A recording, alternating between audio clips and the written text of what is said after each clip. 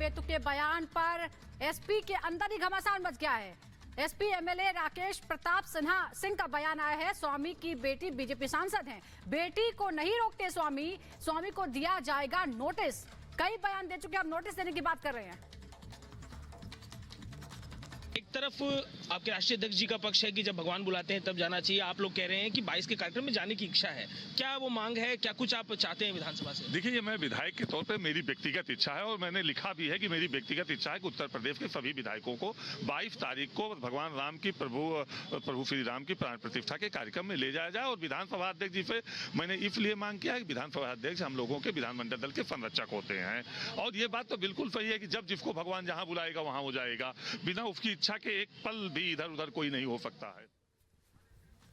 और अब बात करते हैं अयोध्या उत्सव की, और इस दौरान हमारे साथ खास मेहमान बीजेपी सांसद मनोज तिवारी जुड़ गए हैं। मनोज जी, बहुत बहुत स्वागत है आपका।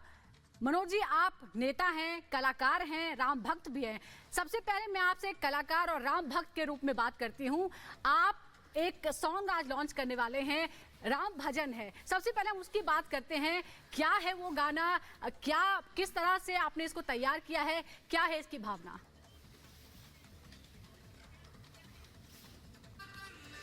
देखिए, इस समय पहले तो जय श्री राम। आप स्टूडियो में बैठे हुए सभी हमारे देश के प्रखर विद्वान मीडिया के लोगों का, देश में इस समय हर तरफ भगवान राम की चर्चा है और हर कोई नरेंद्र मोदी जी को धन्यवाद दे रहा है।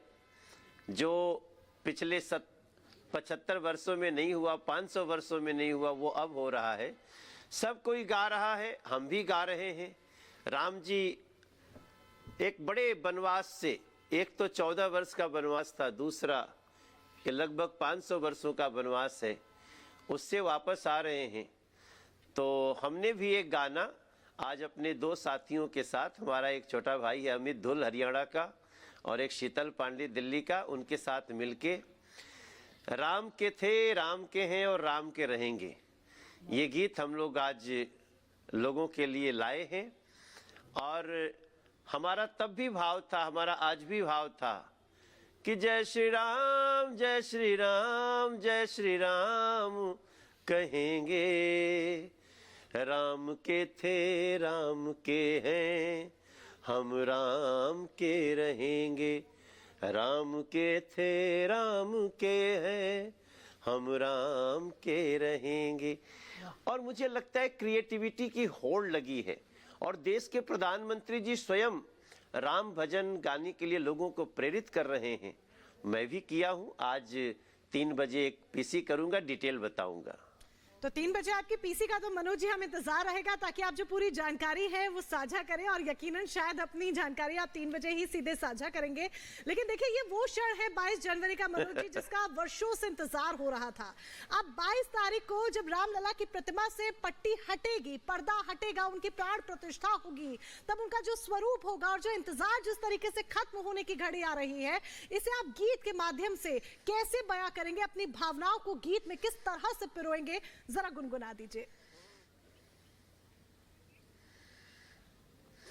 देखिए, हमारा मानना है कि जब ये दृश्य आएगा, जब 22 जनवरी को न्यास के बुलावे पे नरेंद्र मोदी जी के शुभ हाथों ये ऐतिहासिक क्षण होगा, तो मेरा मानना है ना कि बहुत लोगों की आंखों में आंसू होंगे, खुशी के आंसू होंगे, वो संघर्षों के दिनों को याद करते हुए।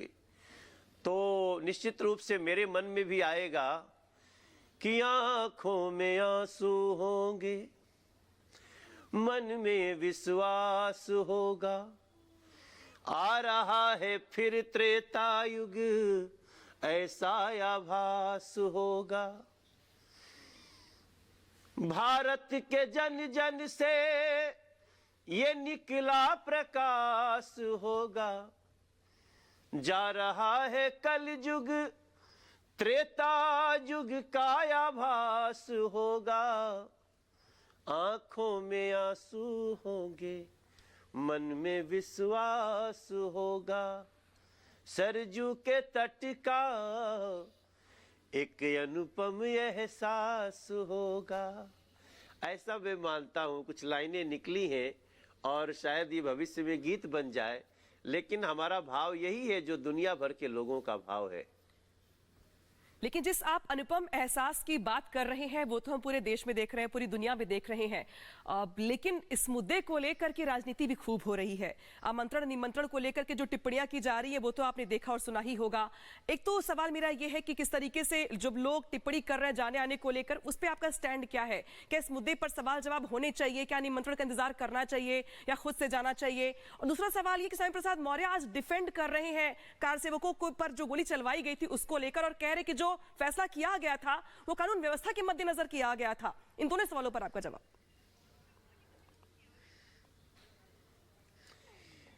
देखिए, बहुत ऐतिहासिक अवसर है। दुनिया का, देश का कौन व्यक्ति होगा जो मन में कल्पना नहीं कर रहा होगा? आप दोनों टीवी पे बात कर रहे हैं, हम कई लोग आ रहे हैं, आपका भी मन करेगा कि अरे हम इस दिन हम अयोध्या जी से लाइव करते, कुछ करते। और लेकिन 22 जनवरी को सबको आना संभव नहीं है। लेकिन इसमें किसी न्योता के इंतजार का अगर बात आता है तो मुझे लगता है फिर वो मन में राम नहीं है। मन में राम नहीं है तो फिर आंखों में कैसे आएंगे? और मेरा मानना है, बात कर रहे हैं आप? इंडी गठबंधन के मन में राम नहीं है? किसी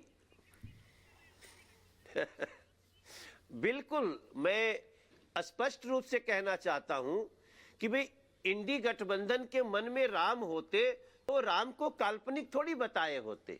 उन्होंने तो राम के अस्तित्व को ही नकारने का पूरा प्रयास ही नहीं, सुप्रीम कोर्ट से लेकर और गली तक, रामेश्वरम सेतु से लेके अयोध्या जी तक, उन्होंने राम के अस्तित्व को नकारने के लिए एड़ी चोटी का जोर लगा दिया।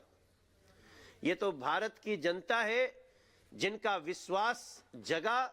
नरेंद्र मोदी जी देश के प्रधानमंत्री बने, सुप्रीम कोर्ट में न्यास ने अपनी बातें रखी जी। वो सभी लोग जो सुप्रीम कोर्ट में लड़े हैं, उन सभी लोगों को आज स्तुति करता हूं।